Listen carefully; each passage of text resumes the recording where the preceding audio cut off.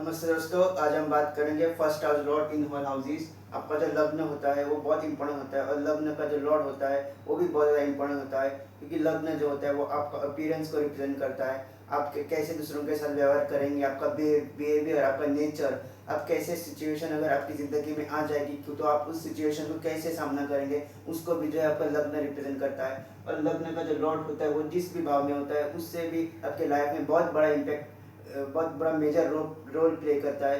और आज हम जानेंगे first house lord in all houses. आज हम ये जानेंगे कि अगर आपका फर्स्ट हाउस का लॉर्ड जिस भाव में है तो उससे आपके लाइफ में क्या इम्पैक्ट पड़ सकता है। फिर उससे पहले हम ये जानते हैं कि आपका फर्स्ट हाउस का लॉर्ड है कौन, तो इसके बारे में हम जानते हैं। तो ये जो होता है वो फर्स्ट हाउस होता है। और हाउसेस कभी चेंज नहीं होते हैं, हाउसेस फिक्स होते हैं। जैसे मेरा घर है, आपका घर है, तो वो फिक्स होता है। राशि जो होती है वो नंबर जो होते हैं, राशि के नंबर वो 2 घंटे में बदलते हैं। 12 राशियाँ होती है और 24 घंटे होते हैं। तो एक राशि जो है हर 2 घंटे में बदलती है। तो आपको ये जो है वो फर्स्ट हाउस है, यहाँ पे जो नंबर है आपको वो देखना है। जो भी नंबर यहाँ पे है, आपका लग्न है, वही आपका लग्न का लॉर्ड है।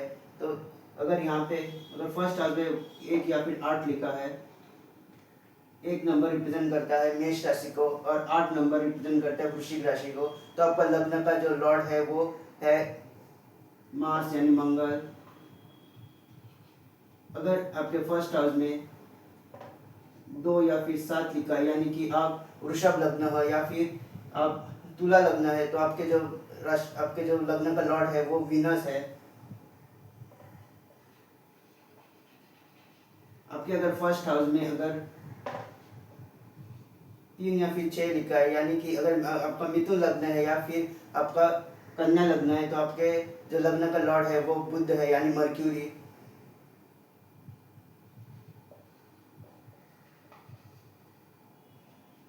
अगर आपका कर्क लग्न है तो आपका जो लॉर्ड है वो मून है।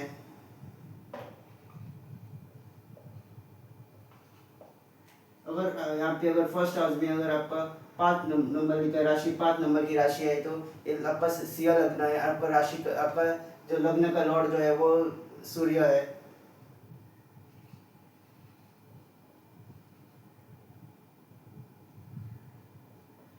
अगर आपके यहाँ पे फर्स्ट हाउस में अगर 9 या फिर 12 लिखा है, तो आपका जो लग्न का लॉर्ड है वो गुरु है यानी जुपिटर।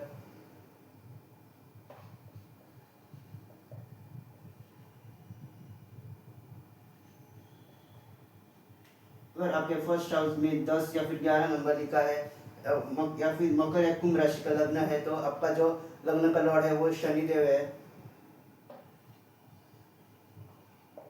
तो ये जो नंबर्स है, और तो आप देखिए कि आप अपनी कुंडली ओपन कीजिए और देखिए कि आपके फर्स्ट हाउस में कौन सी राशि है और आप कौन सा लग्न है, और ये नंबर्स है वो उसके लग्न के जो लॉर्ड है। तो आप देखिए आपका लग्न का लॉर्ड किस भाव में है, तो इसके बारे में हम बात करते हैं सबसे पहले। और आप मुझे कमेंट करके ज़रूर बताएगा कि आपका लग्न कौन सा है और आपका लग्न का लॉर्ड कौन है। तो चलिए देखते हैं लग्न लग्न लॉर्ड का प्रभाव के 12 भाव में। तो पहले सबसे पहले हम ये जानते हैं, अगर आपका फर्स्ट हाउस का लॉर्ड के फर्स्ट हाउस में है, अगर आपका लग्न का लॉर्ड खुद लग्न में है, तो अगर फर्स्ट ये जो है फर्स्ट हाउस होता है, अगर फर्स्ट हाउस का लॉर्ड अगर फर्स्ट हाउस में है तो ये बहुत अच्छा कॉम्बिनेशन है, one of the best combination है।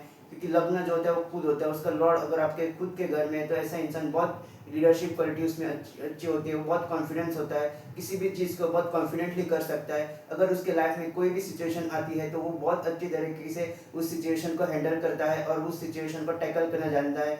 और अगर कोई ऑब्स्टेकल भी, अगर रुकावटें भी उसकी ज़िंदगी में आई है तो बहुत डट के उसका सामना करना जानता है। लग्न का लॉर्ड अगर लग्न में है तो ये फर्स्ट हाउस को बहुत ज़्यादा स्ट्रॉन्ग करता है, बहुत पॉजिटिव करता है। और ऐसा इंसान जो होता है उसकी पर्सनैलिटी भी बहुत सेंटर ऑफ अट्रैक्शन होता है, वो लीडरशिप क्वालिटी उसमें अच्छी होती है और वो किसी भी सिचुएशन को वो टैकल करना जानता है।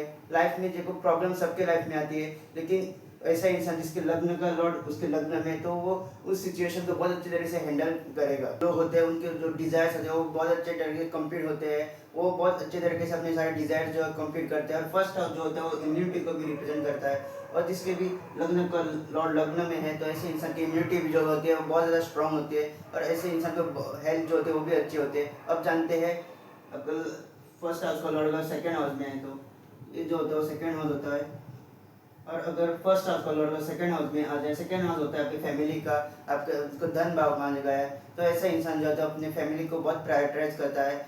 ऐसे इंसान के लिए अपनी जो फैमिली होती है वही सब कुछ होती है। और ऐसा इंसान जो होता है वो इनकम इनकम में भी उसकी स्टेबिलिटी होती है, क्योंकि ये जो होता है वो आप खुद अगर आप फर्स्ट हाउस जो होता है आपका सेल्फ का होता है, और सेल्फ अगर आपके धन भाव में आ जाए, फैमिली में आ जाए, तो ऐसा इंसान जो होता है अपनी फैमिली को बहुत मानता है। उसको हमेशा यही होता है कि मैं अपनी फैमिली के लिए कुछ भी कर सकता हूँ। और ऐसे इंसान का जो इनकम होता है वो भी, उसकी इनकम में भी जो स्टेबिलिटी होती है। और ऐसे इंसान, आप अगर आपका फर्स्ट हाउस और सेकंड हाउस में है, तो ऐसे इंसान आप जितना भी, अगर आप अपनी फैमिली से अटैच रहेंगे, फैमिली के लिए आप जितना करेंगे उतना ही जो है आपकी सक्सेस होगी, उतना ही जो है आपका इनकम में गेन्स होगा। क्योंकि सेकंड हाउस आपकी फैमिली को भी दर्शाता है।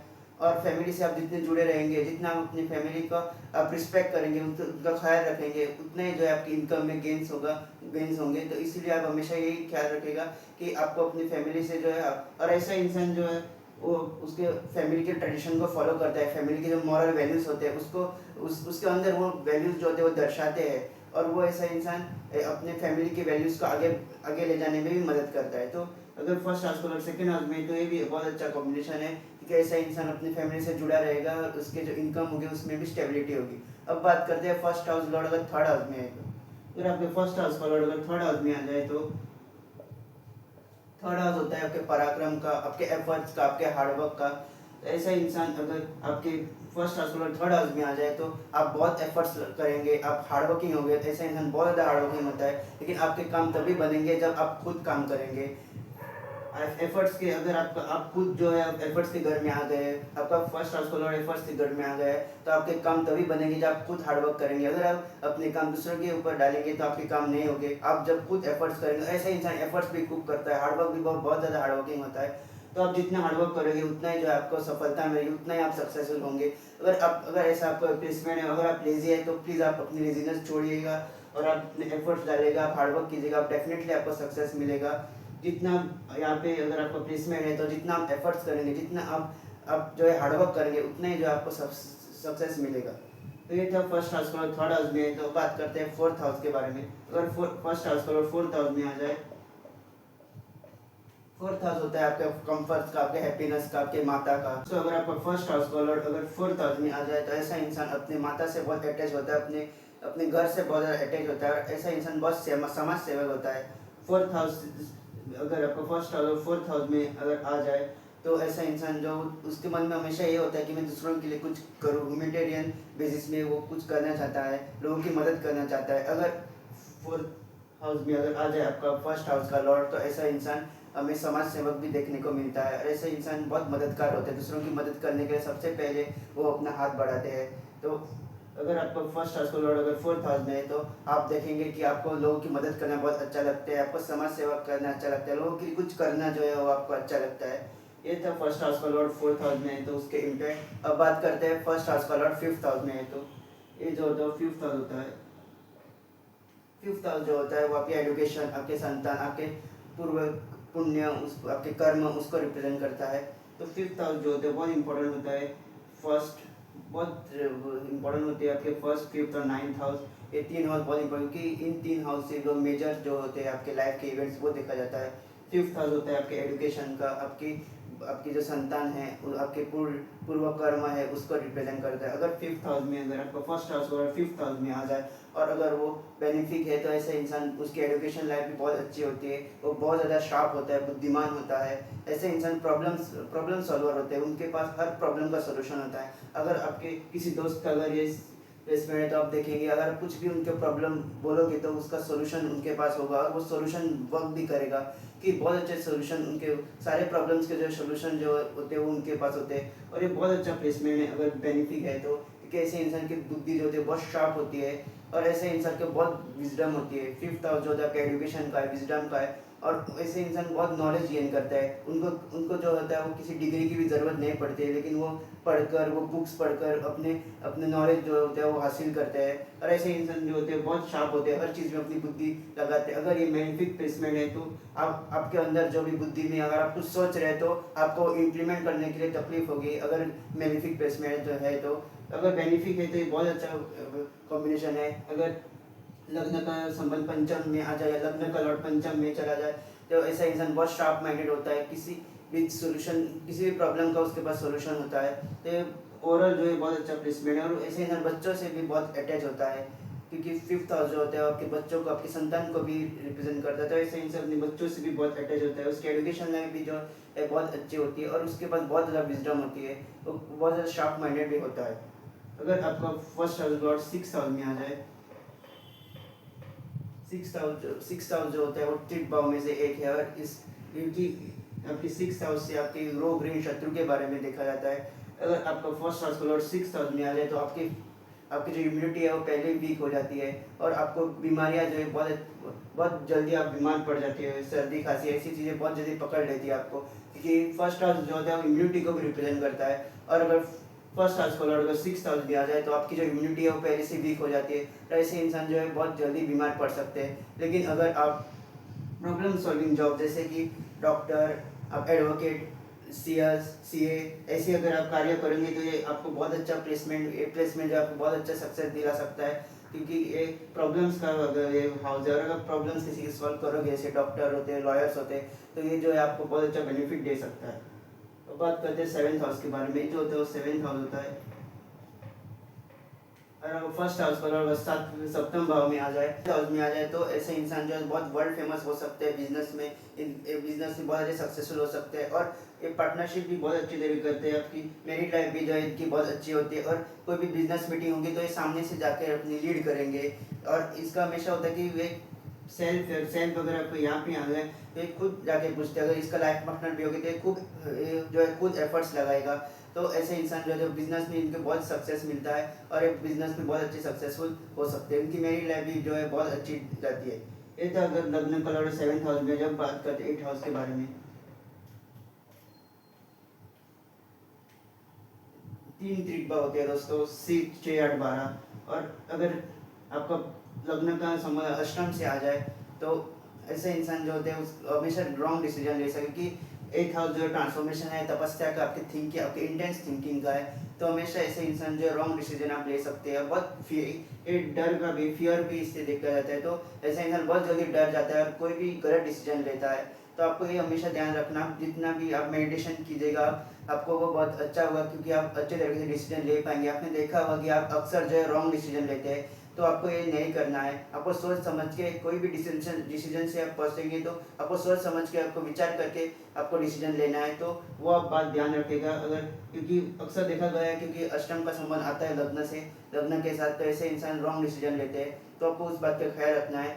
बाकी अगर आपका ये कॉम्बिनेशन है, तो अगर आप ऑकल्ट या फिर वास्तु एस्ट्रो ये सारी चीज़ें करेंगे, तो आपको इंश्योरेंस, बैंकिंग रिलेटेड वर्क, अगर आप ये सारी चीज़ें करेंगे, तो आपको सक्सेस जो है बहुत मिल सकते हैं। रिसर्च रिलेटेड वर्क, इस हाउस से रिसर्च भी देखी जाती है दोस्तों।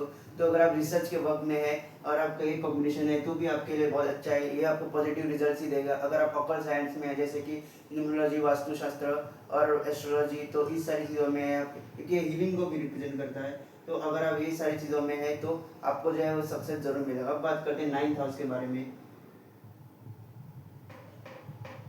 जैसा कि मैंने आपको बताया कि तीन हाउस जो है बहुत इंपॉर्टेंट होते हैं, लग्न, पंचम और नवम भाव, आपका भाग्य का हाउस। तो अगर फर्स्ट हाउस का लॉर्ड अगर आपके नाइन्थ हाउस में आ जाए, तो ऐसे बहुत अच्छा कॉम्बिनेशन है, क्योंकि ऐसे इंसान के पास जो भाग्य का पूरा सपोर्ट होता है, और इसके साथ बहुत अच्छा लक फैक्टर होता है। और कोई भी अगर आप काम करेंगे, तो आपको भाग्य से जो आपको सपोर्ट मिलेगा ही मिलेगा। आपके पूरे जीवन काल में आपको अपने भाग्य से सपोर्ट जरूर मिलेगा।